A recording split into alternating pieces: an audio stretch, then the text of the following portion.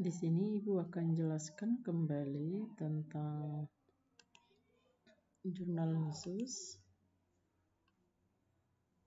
yang mana jurnal khusus ini dipakai apabila perusahaan mengalami transaksi yang cukup banyak dan jenisnya juga sama.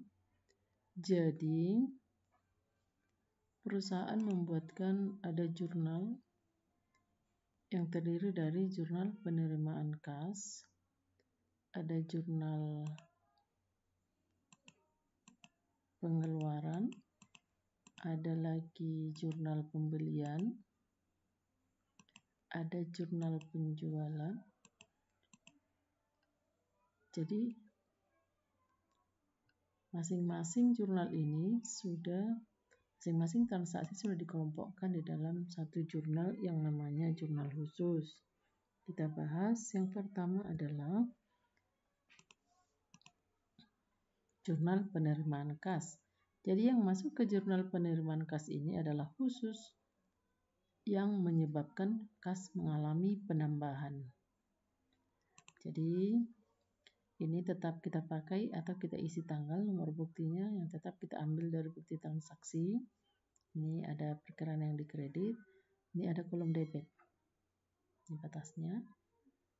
Lalu untuk kreditnya ini kasnya di debit, potongan penjualan di debit, piutang dagang di kredit, penjualan juga di kredit, lalu ada di sini serba-serbinya. Berarti yang di luar dari piutang dagang dan penjualan, maka kita masukkan di kolom serba-serbi.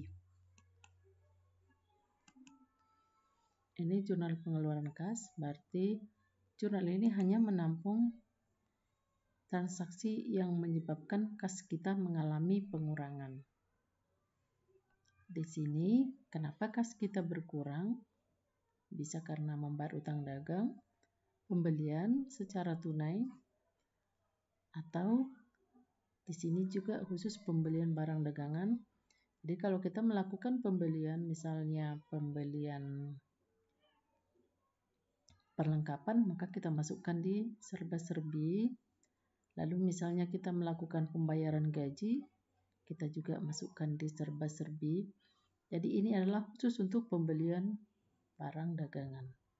Ini di kolom debit, lalu kreditnya ada kas dan potongan pembelian.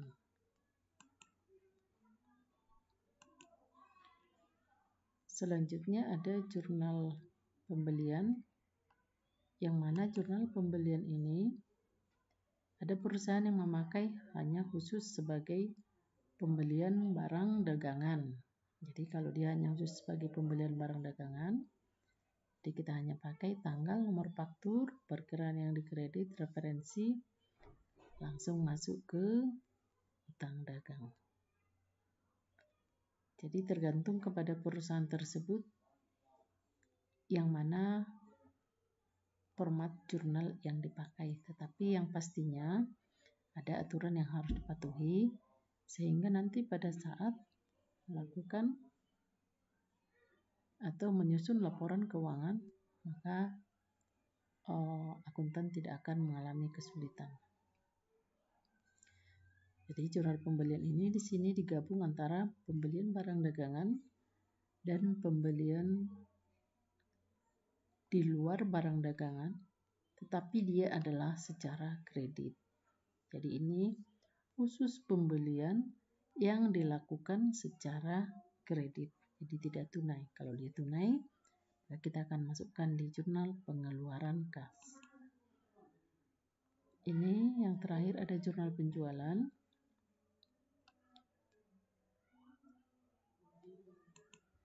Yang mana jurnal penjualan ini hanya menampung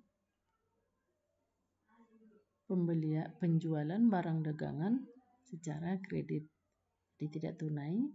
Jadi kita melakukan penjualan barang dagangan secara kredit. Jadi tetap ini ada tanggal, nomor faktur tetap dimasukkan di sini. Ini untuk debit dan kredit. debitnya piutang dagang, dan kreditnya penjualan. Jadi disatukan di dalam satu kolom. Ada kalanya